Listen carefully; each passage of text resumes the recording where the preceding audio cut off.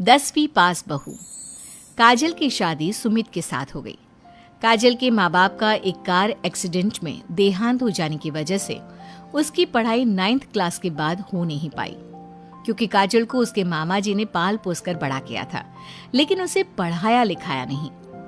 काजल के अच्छे नेचर और उसकी सुंदरता को देखकर सुमित को वो पसंद आ गई और सुमित ने काजल के साथ शादी कर ली।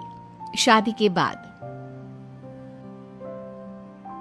हमारी बहू भले ही कम पढ़ी लिखी है, लेकिन लाखों में एक है। सही कहती हो। पड़ोस वाले शर्मा जी अपनी बहू से बड़े परेशान हैं। उनकी कोई बात ही नहीं सुनती। अरे लेकिन हमारी काजल, वो तो हमारा खूब कहा मानती है और घर का काम भी कितने अच्छे से करती है। सही कहती है मम्मी। पहले मुझे भी लगता था आजकल के जमाने में सिर्फ 9th क्लास पास लड़की कुछ अजीब लगता है, लेकिन घर उसने कितने अच्छे से संभाल लिया है। अब बेटा, पढ़ाई तो वो अपनी परिस्थितियों की वजह से नहीं कर पाई, लेकिन बाकी काम तो अच्छा ही करती है। अच्छा मम्मी, शाम को मेरे ऑफिस के दोस्त और उसकी वाइफ घर पर आ रहे हैं काजल से मिलने के लिए। अरे ये तो बहुत अच्छी बात है बेटा, लेकर आओ तुम्हारे दोस्तों को। शाम के वक्त काजल, ये मेरा दोस्त अजय है और ये उसकी पत्नी Sonali. Hello Kajal, how are you? Are you working somewhere? माफ करना जी, मैं आपकी बात समझ नहीं पाई। I am sorry. मैं बस ये पूछना चाह रही थी कि क्या तुम कहीं पर जॉब करती हो या हाउसवाइफ हो? जॉब? आपका मतलब नौकरी ना, लेकिन वो मैं कैसे कर सकती हूँ?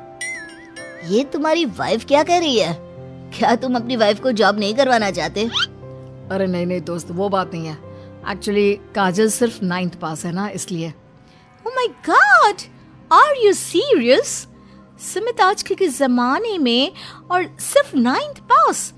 आजकल तो गांव की लड़कियां भी कॉलेज की पढ़ाई पूरी करती है। काजल, क्यों पढ़ाई नहीं की तुमने?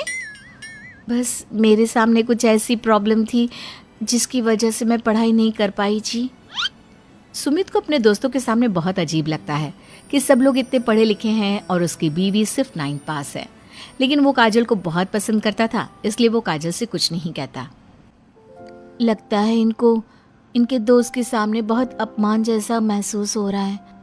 मुझे आगे की पढ़ाई करनी चाहिए, कम से कम 10वीं पास करना तो बहुत ज़रूरी लगता है। अगले दिन, मम्मी जी, मुझे आपसे कुछ ज़रूरी बात करनी थी जी। हाँ बोलो बेटा, क्या बात है? मम्मी जी, दरअसल मैं ना 10वीं क्लास की पढ़ाई करना चाहती हूँ, 10वीं पास करना चाहती हूँ। लेकिन बेटा, अब घर के इतने सारे काम, जिम्मेदारियों के बीच तुम 10वीं की पढ़ाई कैसे करोगी? पापा जी, मेरा बहुत मन है, प्लीज मना मत करिए ना जी। अरे ठीक है बेटा, जैसे तुम्हारी इच्छा। तुम 10वीं का फॉर्म भर दो। काजल खुश होते हुए वहाँ से चली जाती है। कुछ दिनों के बाद, मम्मी, क्या आपने सच में खुश होकर काजल को आगे की पढ़ाई करने की परमिशन दे दी? मेरा मतलब है, वो पढ़ाई करेगी तो घर का सारा काम, जिम्मेदारी कौन संभालेगा?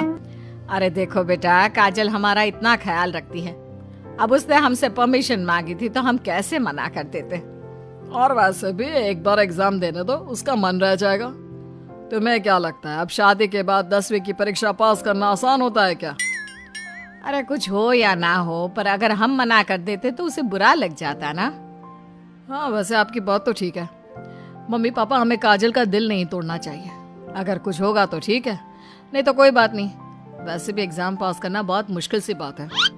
1 महीने के बाद, मम्मी जी, मुझे 10वीं का एग्जाम देना था, लेकिन एक प्रॉब्लम है। अरे क्या हुआ बेटा, बताओ मुझे। मम्मी जी, मैं प्रेग्नेंट हूँ और ऐसी हालत में मुझसे पढ़ाई और काम दोनों चीजें नहीं हो पा रही है। अरे कोई बात नहीं बेटा, तुम अंदर कमरे में जाकर आराम करो, हम कुछ सोचते हैं। काजल के जाने के बाद, मैंने कहा था ना, इसे अपने मन की कर लेने दो। हम मना करते तो बेकार में बुरा मान जाती। अब प्रेग्नेंट हो गई है, पढ़ाई तो वैसे ही नहीं कर पाएगी।